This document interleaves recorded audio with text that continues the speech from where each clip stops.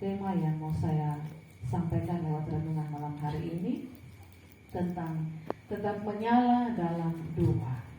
Ya, tetaplah menyala. Anak-anak muda bilang menyala abangku. Ya, tapi malam hari ini saya mau bilang tetaplah menyala dalam doa. Ya, ada kekuatan di balik ketekunan berdoa. Jadi doa itu tidak pernah sia-sia. Kita juga mengaminkan bahwa doa itu menjadi nafas hidup kita. Ya, saya percaya bahwa semua kita punya pengalaman hidup masing-masing yang kemudian membentuk kerohanian kita, membentuk tumbuh kembang kita di dalam iman, percaya dan pengharapan kita kepada Tuhan. Amin. Amin. Amin. Dan tidak hanya 1-2 peristiwa yang kita alami, tapi ada banyak peristiwa. Ya, coba Bapak Ibu renungkan dari kita mulai dibentuk dalam rahim saja itu sudah sebuah mujizat yang spektakuler. Ya, bagi saya itu mujizat yang spektakuler. Melahirkan anak 3 kali, tapi setiap kali kalau lihat video pembentukan manusia dalam rahim seorang perempuan, betapa ajaib kuasa Tuhan. Ya, bayangkan Bapak Ibu dari cairan kalau dia berkembang, ya, siklot embrio mulai keluar jari-jari kaki, jari tangan, ada denyut jantung, ada otak, ya, sampai akhirnya jadi manusia dan menua seperti kita. Bukankah itu satu perkara yang ajaib? Ya. Bahkan medis saja juga tidak bisa buat demikian secara sempurna. Ya, medis hanya bisa buat bayi tabung, tapi juga dia bertumbuh dalam kuasa dan perkenanan Tuhan.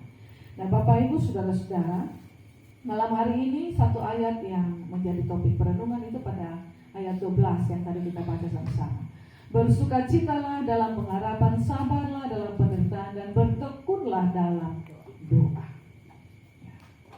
Dia sedikit berbeda ya dengan terjemahan pertama. Bersukacita dalam pengharapan, sabar dalam kesesakan, dan bertekun dalam doa.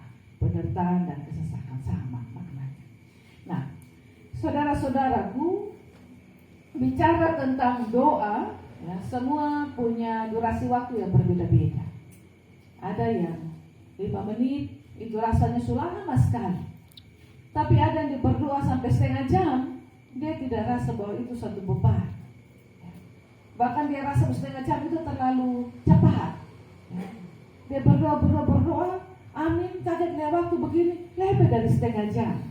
Jadi semua kita ini punya durasi waktu doa yang berbeda. Nah, apa yang jadi kunci Tuhan menjawab ataupun doa? Bukan soal berapa lama waktunya. Ada orang yang berdoa dalam perjalanan di atas motor, mungkin hanya 1-2 menit dia bohong, tapi Tuhan bisa langsung jawab. Tapi ada ketemu yang suntikan doi, tikam lutut, berhari-hari, berminggu-minggu, berbulan-bulan, ya, bahkan tahun berganti, jawabannya belum ada. Jawaban belum datang. Jadi kita selalu bisa ukur waktu Tuhan untuk menjawab doa kita dengan lamanya kita berdoa. Padahal berdoa itu bukan soal waktunya berapa lama, tapi bagaimana kita memaknai, kita memahami tentang doa itu. Dari satu ayat di dalam perikop kedua Roma pasal 12 ini kita akan melihat kekuatan di balik ketekunan sebuah doa. Kekuatan di balik ketekunan kita berdoa. Sudah pernah sia-sia. Bapak saya berdoa tadi, semua tahu ya Tuhan, kita percaya besok Tuhan siap itu pekerjaan. Tuhan siap itu pekerjaan. Dan saya pikir itu juga pasti jadi kata berdoa ya, tapi ada kata ragu ya, kata khawatir. Betul kosong ya Tuhan mau jawab. Dan saya ulang-ulang mengalami itu. Ya, kalau suka desak, suka pepet begitu, ada kebutuhan yang begitu banyak.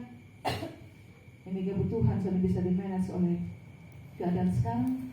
Saya tenang Jen, ya, tunggu lihat saja apa yang Tuhan buat. Sudah deka-deka di hari aduh, kapan ya Tuhan, tapi saya tetap mempercaya. Dan memang selalu ada jalan keluar, asalkan tetap bertekun di dalam doa. Nah, Bapak Ibu saudara-saudara, seringkali kita memandang doa itu sebagai ban serep. Doa itu menjadi cadangan kita. ban serep, saat-saat darurat, saat-saat kita hidup sedang bocor, seperti ban yang bocor, baru kita mulai cari Tuhan. Pesan kasih ingat ketong, datang dalam persekutuan. Memang persekutuan doa itu dia menjadi bengkel rohani ya, sama kayak pendeta Sapan yang di PTN, bengkel rohani itu gereja dan kesana bengkel rohani. Karena memang persekutuan doa itu juga tempat untuk perbaikan kehidupan rohani yang sudah bobrok, sudah rusak, yang berkali-kali tumpah, ban yang berkali-kali bocor, tambal sampai pecah dan harus dibantai. Tetapi tidak hanya seperti itu. Jangan sampai kita memandang doa itu sebagai ban serep. Saat hidup sedang bocor, baru kita mulai tikam doi. Tikam doi, bukan hanya lutut saja bertelut sampai kepala juga diambil di lantai. Kata Bung Testa, lihat orang Islam itu semakin tekun mereka sholat dan Bung Testa itu baikan. Jadi kalau Bapak mau lihat orang Islam yang tekun dalam sholat itu dari Bung Testa ini. Nah ketong ini lihat dari apa? Lutut kok. Tapi sekarang bisa ukur lihat karena banyak ini apa skincare, body lotion, kasih halus kembali, gitu. Nah kalau ketong yang hitam memang pola tangku juga, ya dia tikam lututnya gencar. Rasul Paulus kasih ingat kita bahwa doa bukanlah sekedar aktivitas pelengkap hidup. Doa bukan sekedar aktivitas pelengkap hidup, melainkan sebuah ketekunan. Dalam bahasa aslinya bertekun itu ada kata proskartereo. Proskartereo berarti setia, gigih, dan itu terjadi terus menerus ya, secara berkesinambungan. Terus menerus dan kemudian membuat kita menempel pada sesuatu. Menempel Bapak, ini dipahami dulu. Menempel, melekat pada sesuatu. Nah kenapa kita harus bertekun dalam doa? Dari perikop yang kita baca ini paling kurang ada 3 hal yang saya mau bagikan kepada kita. Yang pertama, ya, benar doa itu nafas. Tapi perlu tambah, doa itu adalah nafas pengharapan. Nafas pengharapan, nafas hidup, nafas pengharapan untuk bagaimana kita terus berjalan dalam kehidupan secara fisik, tetapi juga secara rohani. Bukan hanya fisik saja Bapak Ibu, bukan secara biologis, tetapi juga tetap hidup secara roh di dalam Tuhan. Paulus menghubungkan doa dengan sukacita dalam pengharapan pada teks yang kita baca.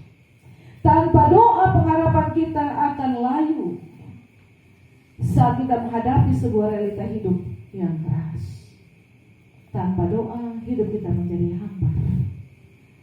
Coba Bapak Mama buat uji coba, buat kembali. Saya ulang-ulang rasa itu karena mau uji coba Tuhan buat penelitian. Jadi kalau semulai jam-jam doa mulai kedor, ya pertama Tuhan kasih ingat lewat apa? Mimpi duluan. Pengalaman iman begitu. Jadi Tuhan selalu langsung kasih tubuh yang bersyukur, tapi dia kasih mimpi dulu. Cara Tuhan berbicara dalam hidup saya. Dia kasih mimpi dulu. Habis dia kasih mimpi bukan hanya 1 kali. Saya bisa mimpi itu berkali-kali tentang bagaimana Tuhan mengingatkan saya untuk menghidupkan saya ketekunan berdoa. Habis kasih mimpi Bapak Ibu, saya jantung mulai. Itu tanda pasti nanti akan ada sesuatu yang berat yang akan saya hadapi. Itu sering pengalaman pribadi, pengalaman iman. Setelah ini jantung suruh, tiba-tiba saya ada penyakit jantung buat mama. Saya tidak ada penyakit jantung. Tapi kalau sesuatu mau terjadi berat dalam saya berhidup, entah itu menyentuh saya secara langsung, atau saya pun anggota keluarga secara batin, atau saya pun keluarga besar, pasti saya pun jantung dia akan berbunyi. Nah itu saya harus lebih gencar untuk semakin melekat pada Tuhan. Dan benar, pada waktunya saya mengalami hal yang membuat saya bisa tumbang kalau saya tidak mengandalkan Tuhan. Itu pengalaman saya. Jadi Paulus dia kasih ingat kita, dia menghubungkan doa dengan sukacita dalam pengharapan. Tanpa doa kita akan menjadi layu, kita sayu. Kita tidak akan kuat dan kokoh untuk menghadapi betapa kerasnya dunia tempat kita berpijak ini. Doa yang tekun dari orang percaya akan buat seseorang menjadi lebih berhikmat dalam menghadapi realita hidup yang keras. Menjadi lebih berhikmat. Doa akan membantu kita melihat melampaui masalah yang kita alami. Doa akan membersihkan kita dari keterpanjangan yang kabur tentang cara kerja Tuhan untuk semakin terang melihat bagaimana Tuhan berkarya melampaui masalah yang kita alami. Saat kita berdoa sebenarnya kita sedang memindahkan beban dari bahu kita, saudara-saudara ya. Kalau kita berdoa itu sebenarnya kita lagi memindahkan beban dari ketepung bahu ini ke bahu Tuhan. Jadi kalau saudara berdoa, tapi saudara belum merasa lega, saudara masih pikul sendiri, saudara belum taruh saudara beban itu di bahu Tuhan. Doa itu menjadi cara bagaimana beban di bahu kita itu akan terasa ringan karena Tuhan punya bahu yang siap memikul. Bantu kita pikul itu beban. Saya coba lihat, orang kalau sungguh-sungguh berdoa, dia datang bersyukur dengan air mata, dengan jiwa yang berharap pada Tuhan. Habis berdoa itu rasa lega, benar Bu Sofi? Walaupun belum ada jalan saat itu, tapi tetap akan rasa lega ketika kita sudah menyampaikan seluruh isi hati kita, unek-unek kita, beban hidup kita, ketemu bahu ini rasanya ringan karena Tuhan turut memikul bersama dengan kita. Jadi makna yang pertama yang kita dapatkan dari teks ini, doa itu nafas hidup pengharapan. Jadi saudara-saudara kalau ada masalah, jangan cepat-cepat temuan di Facebook. Ya, pendiri Facebook, Mark, itu tidak akan bantu kita. Ya, netizen dong yang ada bikin ketemu tambah nyasar, tambah putus asa. Ya, orang tidak akan berempati dengan benar di Facebook. Saudara bermasalah rumah tangga, buru-buru taruh di Facebook, buru-buru mau ketik story status, orang hanya kasihan. Tidak ada yang sungguh-sungguh, namanya saja dunia maya. Nah. Jadi semua perhatian yang diberikan itu sifatnya maya. Maya itu apa? Fata morgana. Tidak real, tidak nyata. Tapi kalau saudara datang di dalam lutut yang bergelut, hati yang menengadah kepada Tuhan, berdoa kepada Dia, pengharapan itu pasti. Amen. Di dalam Yesus. Saudara akan dapat kekuatan, walaupun betapa besar persoalan yang kita hadapi. Bapak Ibu kekasih Tuhan. Yang kedua, doa bukan hanya sekedar menjadi nafas pengharapan, tapi doa merupakan kekuatan dalam kesesakan. Dia kasih kita pengharapan, tapi juga Dia memberi kita kekuatan di dalam kesesakan, di dalam penderitaan. Dunia mengajarkan kita untuk mengeluh saat sesak, tapi Tuhan mengajarkan hal yang berbeda.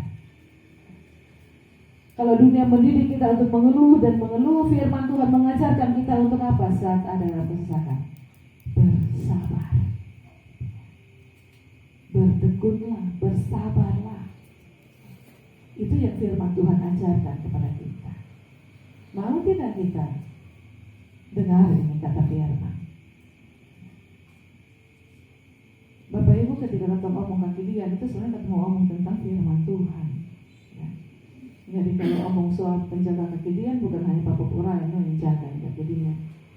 Ketong juga penjaga kaki kekinian. Karena kekinian itu menggambarkan firman Tuhan. Ya. Yang jadi kekuatan bagi kita untuk melangkah dalam hidup kita. Dia pelita dan terang untuk membuat kita berjalan dalam hidup. Nah, firman Tuhan yang kita aminkan ini dia mengajarkan kita untuk bersabar. Kesabaran ini bukan kesabaran yang pasif, artinya duduk, diam dan tunggu saja. hanya tahu terima saja, tidak.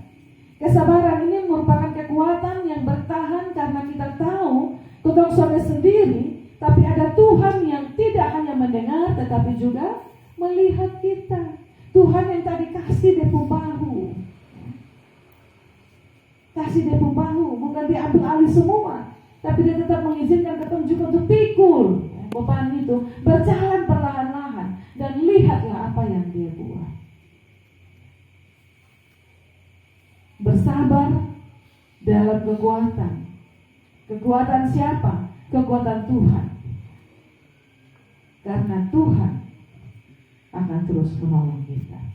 Doa tidak selalu mengubah keadaan dalam waktu sekejap. Tuhan penjara kerja itu memang ada kala dijawab dalam waktu yang cepat. Sekejap seperti hamba-hamba Tuhan yang punya karunia khusus, yang Tuhan izinkan. Dia berdoa, ada orang sakit, sembuh seketika itu juga. Tidak selalu seperti itu. Tapi ada kala Tuhan dulu waktunya panjang sekali untuk kita semakin memahami. Sekali lagi, doa tidak selalu mengubah keadaan secara seketika. Tetapi doa pasti mengubah hati orang percaya yang berdoa. Jadi ketong yang percaya, ketong yang setia, ketong yang terus berdoa, doa itu akan mengubahkan ketemu hati. Itu pasti. Bukan sebuah janji, tapi itu fakta. Nah, pesan Bapak. Semua ketong yang berdoa, ketemu mengalami itu. Jadi doa merupakan kekuatan dalam kesesakan. Itu yang kedua. Yang ketiga, doa adalah gaya hidup. Jadi kalau sudah kita bilang doa itu nafas pengharapan, doa itu kekuatan, jadikanlah doa sebagai kita pun gaya hidup. Bukan untuk gaya-gayaan untuk dipamerkan. Saudara tidak perlu kursus untuk kata-kata supaya bisa berdoa.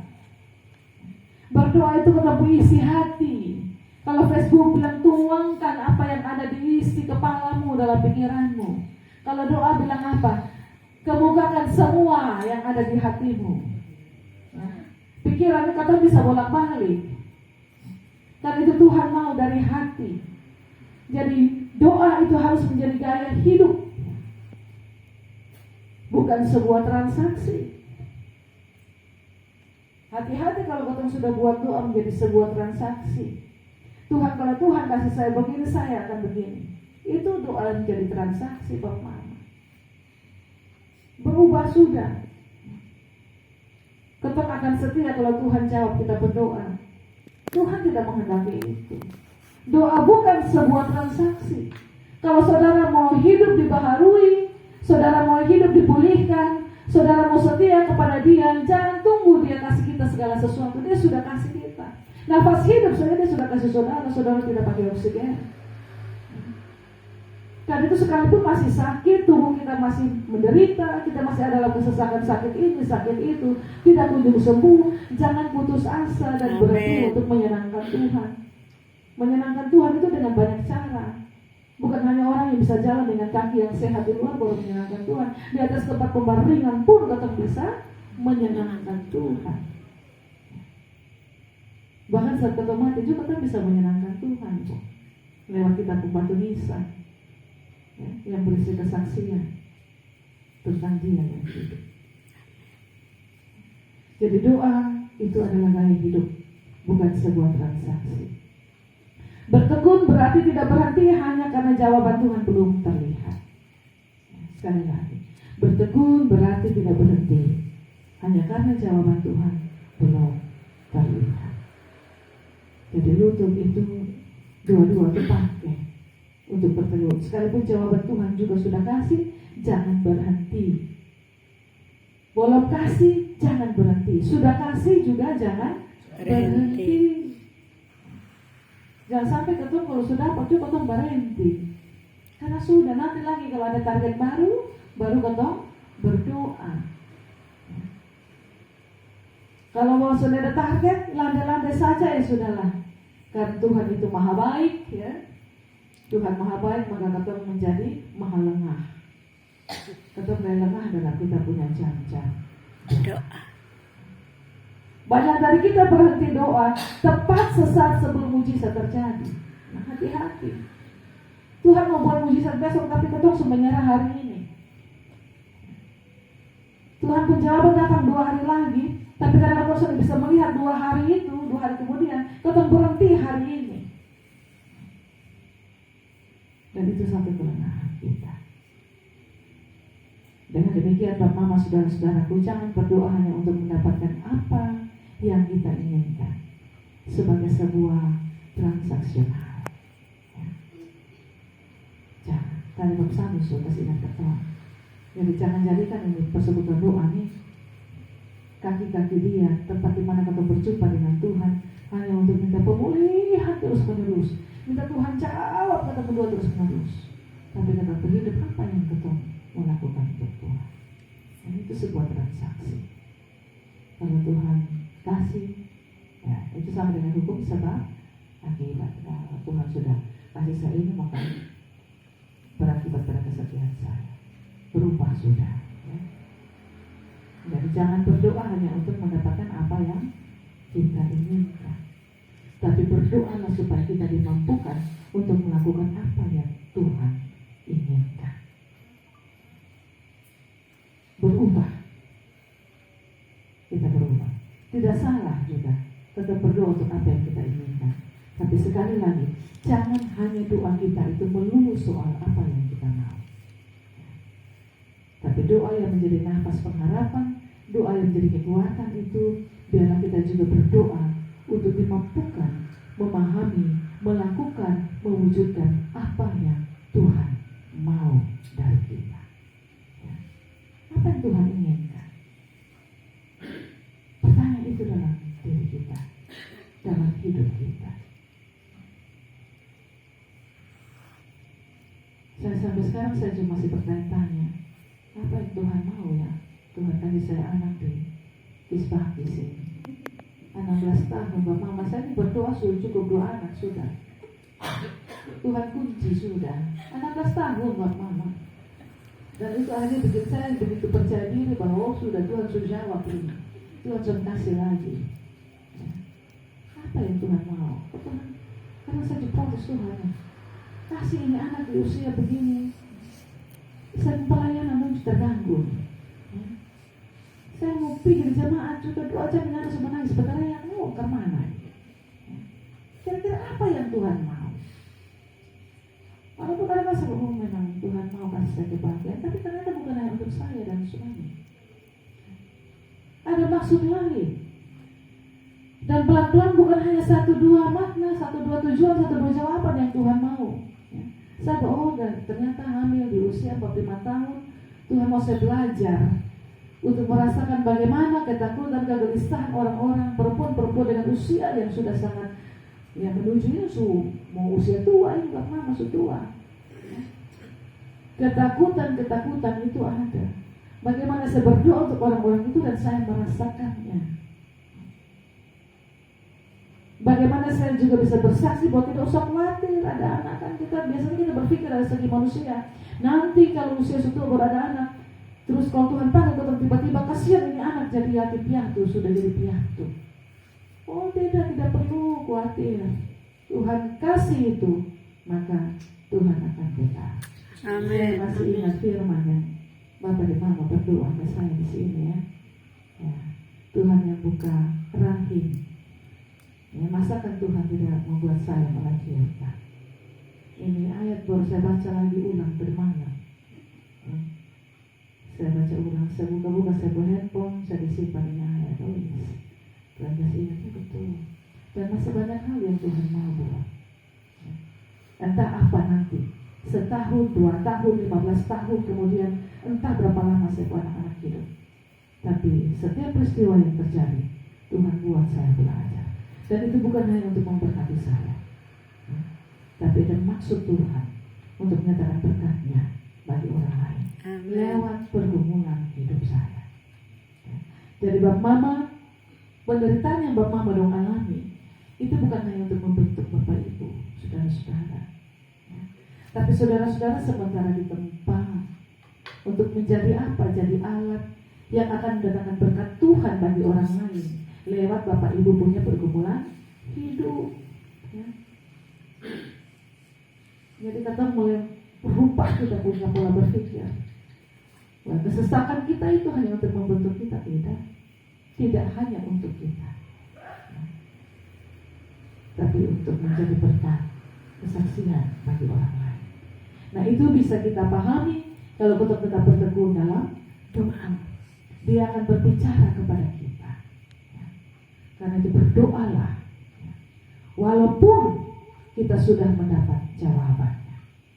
Karena berdoa bukan hanya soal Tuhan melakukan apa yang kita butuhkan, tapi berdoa akan menolong kita untuk melakukan apa yang Tuhan mau. Berikut dari poin ketiga ini, berdoalah untuk membangun hubungan dengan pribadi yang kita kasih. Tadi dari demo akar kata dari kata sebenarnya dibilang apa? Melekat pada Dia yang kita jumpai dalam doa. Jadi bukan hanya sekedar dekat Bapak Ibu. Hanya dekat Allah saja aku dapat tenang. Benar. Tapi hanya dengan melekat padanya kita akan semakin dimampukan untuk menjalani hidup.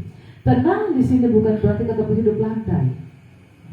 Tenang bukan berarti bahwa kita ada di jalan hot mix. Tenang bukan berarti bahwa kita makan terus terpenuhi. Tapi ketenangan yang kita akan alami itu setelah ketembung kaki ini injak benak duri, setelah kita perut bergumul dengan kelaparan, setelah kita fisik semakin rapuh karena sakit penyakit. Tapi kita tahu ada Dia yang terus menopang kita.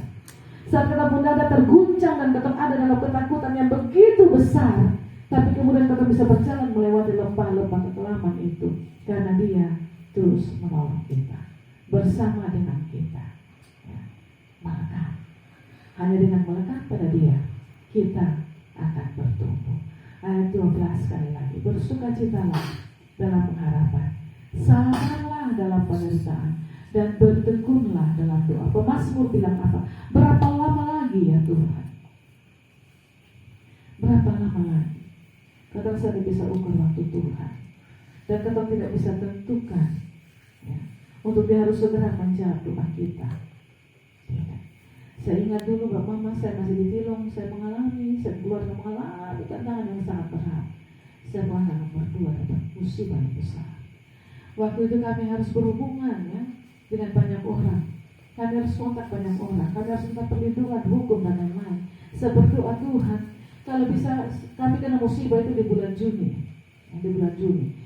Sekitar 10 atau 15 hari, saya lupa hitung tepatnya.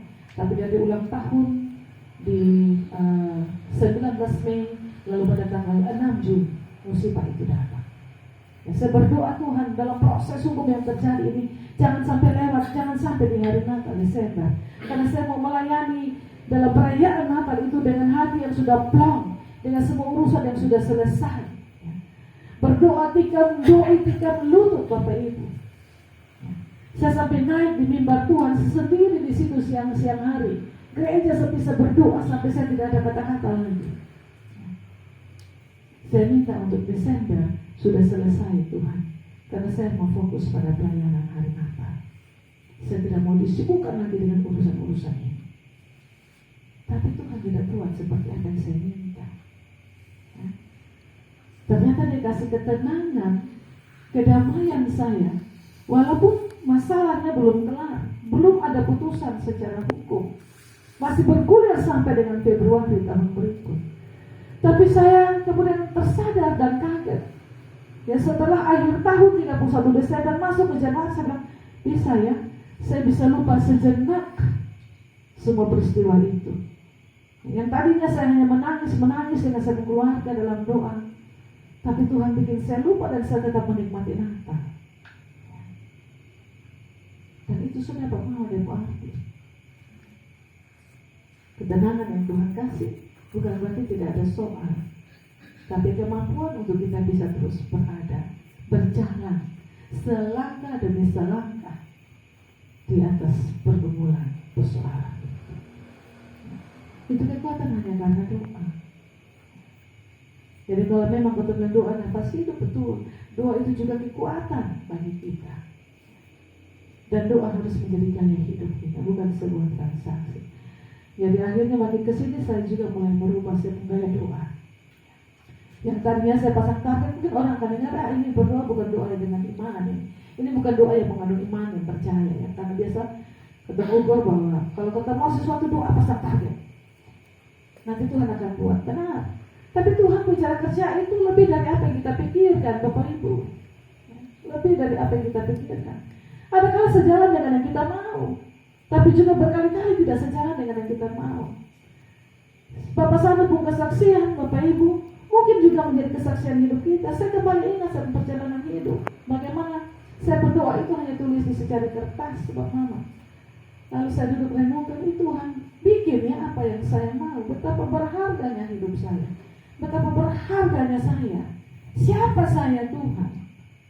Kalau saya ini manusia berdosa, berkali-kali saya kecewakan Tuhan. Tapi Tuhan kok mau buat apa yang saya minta? Bapak Mama, saya perjalanan hidup ini saya lihat.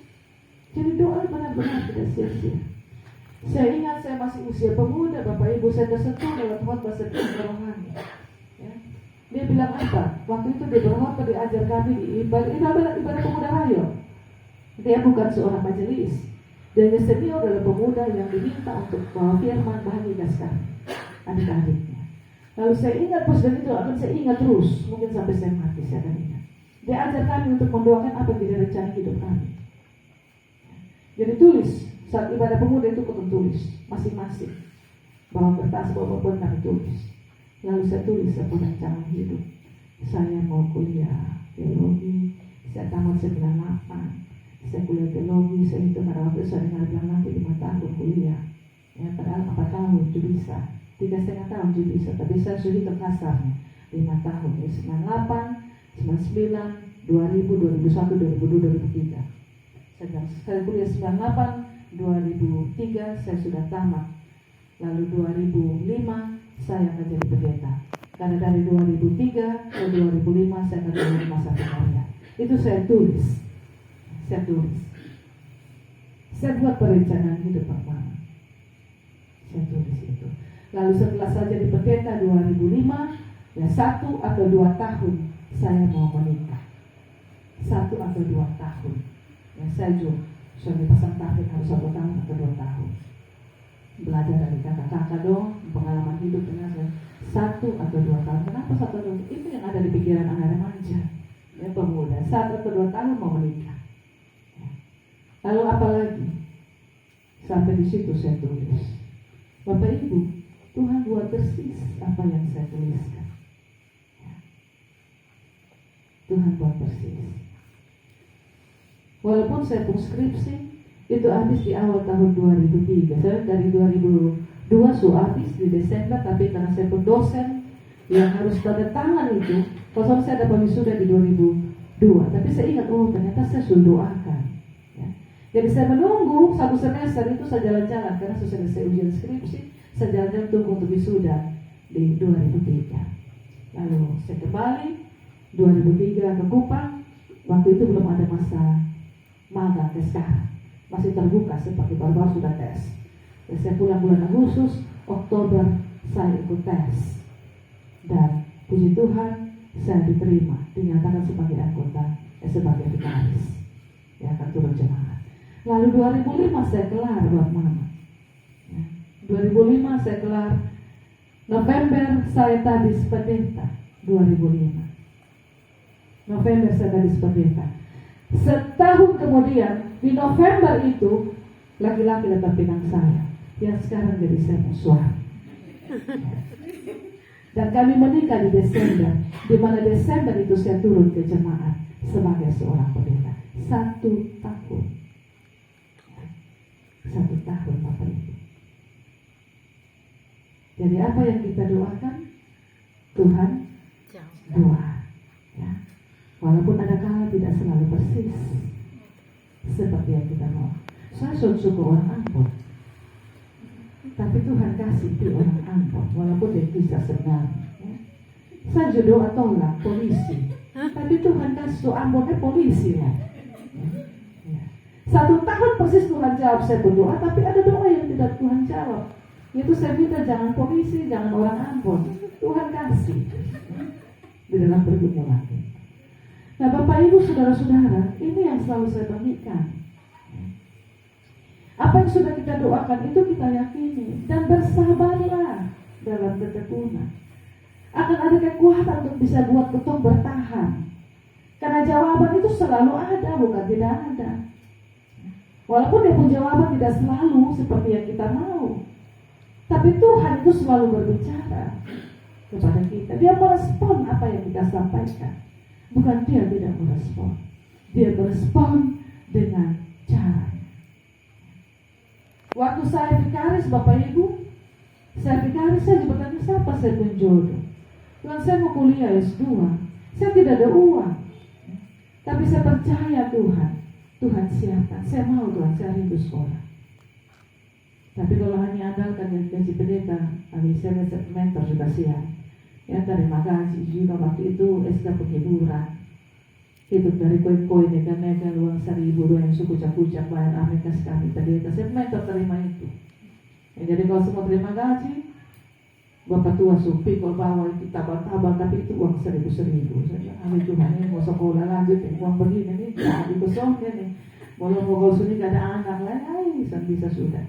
Ya, jadi saat saya ada anak, saya menikah sebelum ini, ya besok bisa.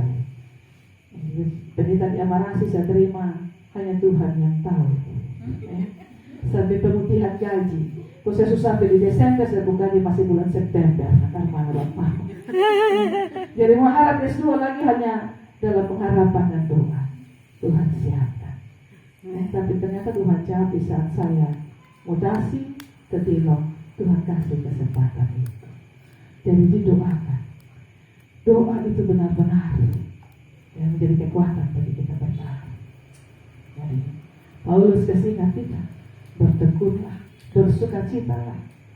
Jadi berpengharapan itu bukan dalam muka yang bermurah durja, bukan dalam kesedihan, ya, tapi dalam sukacita. Berpengharapanlah dalam sukacita, bersukacitalah dalam pengharapan, dan bersabarlah dalam penderitaan, dan bertekunlah dalam doa. Jadi jangan cepat-cepat doa thinking supaya jangan ada persoalan hidup. Ya. Jangan dulu saja berdoa untuk kasih batal, kasih gagal, doa thinking jangan terjadi. Ya, saya suka kasih kakak nomor 3, Maelen yang beberapa saya kakak itu dia doa pagi siang malam. Dia paling erat ya hamba Tuhan toh. Jadi kalau dia doa sedikit semuanya apa doa usah thinking batal sebenarnya semua kalau bisa batal kakak. Berdoa itu biar Tuhan berkuasa menyatakan dulu. Ya mungkin ada maksud dia menyatakan semua itu. Bersabar, kembalikan Tuhan. Dia punya otoritas. Ya. Dia punya otoritas. Dan kalau dia kasih sesuatu, itu tidak pernah keliru dalam rancangan. Amin. Ya, tidak pernah keliru. Dia membuat kita lutut, kaki ini kuat, tulang kita kuat. Ya, dia membuat kita bertumbuh dalam hikmat dan pengetahuan, dalam pengenalan yang semakin sempurna. Tetap ini sudah sempurna. Jadi walaupun akan pahit, ya, kita akan terlampir pahit. Apalagi kalau seperti doa-doa cek ya Bapak Tuhan memberai pasti banyak yang datang doa-doa cek. Ya. Nanti kata dengar kalau sedikit susun baik, Tuhan pernyataan sedikit pahit, itu kata semua yang bilang aduh baik doa puasa sudah, kau kasih gagal kasih batal. Ya. Begitu sudah puasa kau penting, tapi tetap terjadi mulai percaya Tuhan sudah. Ya. Jadi malam hari ini saya mau bilang berdoa itu bukan berarti Tuhan buat persis apa yang kau mau. Ya. Tapi berdoa akan memberi kita kekuatan untuk bisa menjalani apa yang Tuhan mau. Amin. Amin. Boleh kita meminta sesuatu untuk Tuhan buat. Tadi saya suka kasih kesaksian juga toh. Tulis, didoakan dan Tuhan jawab satu persatu. Tapi harus bisa terima dalam syukur ketika Tuhan kasih seperti yang Dia mau, bukan yang kita mau. Jadi berdoalah untuk membangun hubungan dengan pribadi yang kita kasih, ya. Untuk membangun hubungan pribadi dengan yang kita kasih. Kita punya relasi yang semakin intim. semakin melekat. Kalau ketong juga berdoa untuk orang lain, Bang Mama, ketong juga harus bangun relasi dengan orang yang kita doakan. Ketong berdoa kepada dia, tapi bagi orang lain selain bagi diri kita. Relasi yang terbangun bukan hanya antara kita dengan Tuhan, tapi Tuhan juga mau kita membangun relasi dengan orang-orang yang kita doakan. Mau orang sahabat kah, mau dia musuh kah, Tuhan tetap berkenan pakai orang untuk membentuk kita dan pakai kita untuk membentuk orang lain. Tidak hanya untuk memperkuat kita. Dengan demikian Bapak Ibu Saudara-saudara yang diberkati Tuhan, persekutuan doa malam hari ini bukan sekedar menjadi sebuah rutinitas mingguan. Kemarin hari Sabtu saya omong di Super Air Hidup, saya kasih gambaran ketemu ini bagaikan kayu api. Ya, kayu api. Kalau tetap ada dalam sebuah komunitas orang-orang yang berdoa, kita bagaikan kayu api. Tetap harus jaga supaya itu bara api, itu api tetap menyala. Kayu api itu, Bapak dong semua pakai kayu api, kok pakai kompor? Pakai dua-dua. Baik, yang sudah ada pengalaman pakai kayu api, nanti saya kasih gambaran sumbu juga. Ya. Coba kalau yang kompor dong pakai sumbu, dia pun sumbu satu sudah menyala, dia pun menyala bagus kosong. Sunday. Soalnya dia menyala akan merah, bikin hitam, bikin ancur, periuk dong panci. Kayu api juga begitu ditunggu.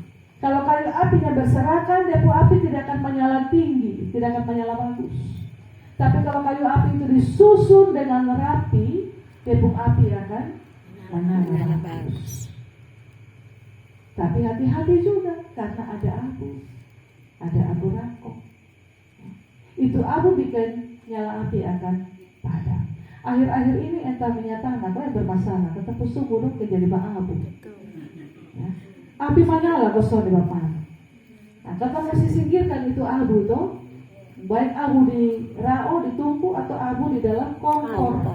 Abu dari sumbu itu. Jadi kalau ada abu berarti api tidak akan menyala. Nah, karena ketemu doa, ketemu api itu bisa tetap menyala dan ketemu bisa tetap menyala dalam doa. Kita harus singkirkan abu itu. Abu itu bisa berubah kepahitan. Abu itu bisa berubah dendam. Abu itu bisa merupakan keputusasaan hidup. Abu itu bisa berupa kebencian. Abu itu bisa berupa kekecewaan. Abu itu bisa berupa keraguan yang ada dalam hidup kita. Jadi kalau itu masih ada dalam hidup kita, bahwa kesinilah abu-abu itu semakin menumpuk, ketong sudah akan menyala dalam doa. Ya.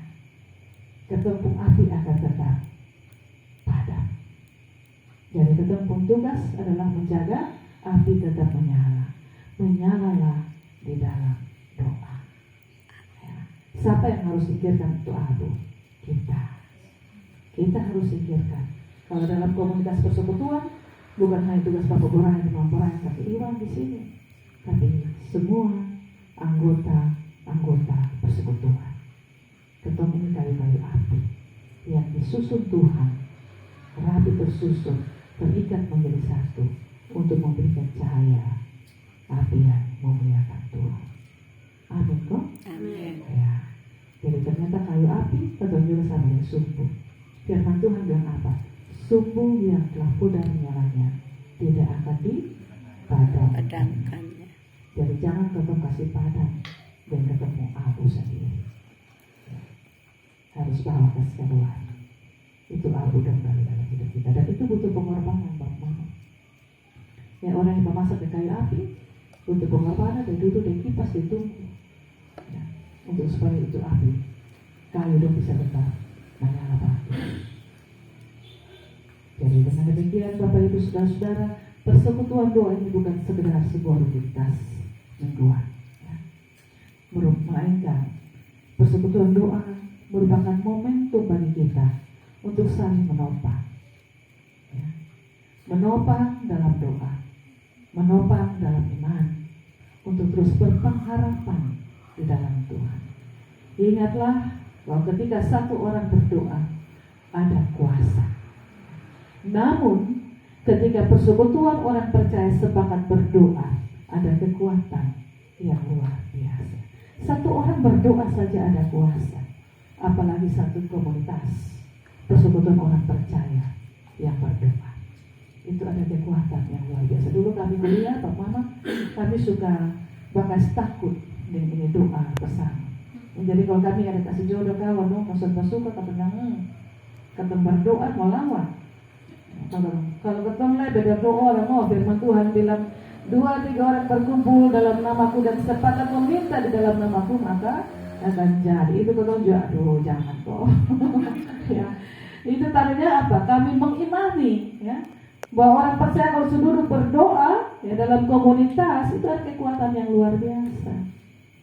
Jadi ketika ketumpung nyala mulai terasa terlihat redup, jangan menjauh dari komunitas orang-orang percaya berdoa. Ya. Tetap ada kala memang ini persekutuan doa ini sepi pengunjung ya, beberapa. Ada kala sepi pengunjung. Tapi ada satu yang akan hadirkan ramai pengunjung. Ya. Dalam berbagai pergumulan. Itu tandanya apa? Tuhan masih mau kita ada dalam komunitas untuk saling menopang, mendukung dalam doa dan pergumulan kita. Jangan tunggu sampai ada masalah berkata. Jangan tunggu sampai ada masalah baru bertegur. Tapi berdoalah sebagai percakapan pertama di pagi hari, ya. Bahkan sebagai penutup di hari di mana kita akan beristirahat. Ya, jadi pagi bangun kita berdoa. Malam mau mengakhiri dengan tidur juga jangan lupa berdoa. Hari-hari dari pagi, siang, petang, ke malam itu juga harus isi dengan doa. Karena Tuhan Yesus sendiri berdoa pada 3 waktu itu. Ya. Pagi hari benar, tengah malam buta, petang hari, siang hari. Tuhan isi semua. Tuhan suka kasih teladan bagi kita. Karena hanya dengan doa ada kekuatan besar. Bertekunlah di dalam doa. Amin. Amin. Tuhan memberkati kita. Mari kita satu dalam doa bersama. Bapa Surgawi, Bapa yang penuh dengan kasih setia dan rahmat. Terima kasih untuk firman-Mu. Semua kami yang tertutup ini punya pengalaman hidup masing-masing. Kami mengalami berbagai macam pengalaman iman yang terus membuat kami bertumbuh di dalam pengenalan yang sempurna akan Tuhan. Walaupun kami sadar Bapa bahwa kami hanyalah manusia yang rapuh, kami lemah dan terbatas. Tetapi ketika Tuhan menghimpun kami dalam satu komunitas orang percaya, ada kekuatan ekstra besar yang terjadi, yang terlihat, yang dirasakan ketika setiap nafas dalam doa ini kami lantunkan, kami haturkan di dalam nama-Mu. Kami percaya Bapa, dan karena itu malam hari ini kami kembali mengikat perjanjian dengan Tuhan. Kami mau melekat dengan Engkau Bapa. Dan jangan biarkan iman dan percaya kami menjadi kendor. Betapa banyak ujian, cobaan, tantangan hidup. Tapi biarlah kami semakin dikuatkan untuk dapat bergantung pada Tuhan, melekat pada Tuhan dan memahami bahwa hidup kami bukan hanya tentang kami, tetapi bagaimana Tuhan mau menyatakan banyak perkara ajaib bagi banyak orang, bagi dunia ini lewat hidup kami. Ini kami Tuhan yang saling menyapa di dalam nama-Mu, dalam persekutuan doa ini. Biarlah kami terus menyala dalam doa-doa kami, sampai kami terus menjaga nyala api Tuhan di dalam komunitas persekutuan yang memuji dan menyembah Engkau. Ini doa sembahyang kami Bapa. Ini nafas pengharapan kami. Ini kekuatan kami. Dan inilah gaya hidup kami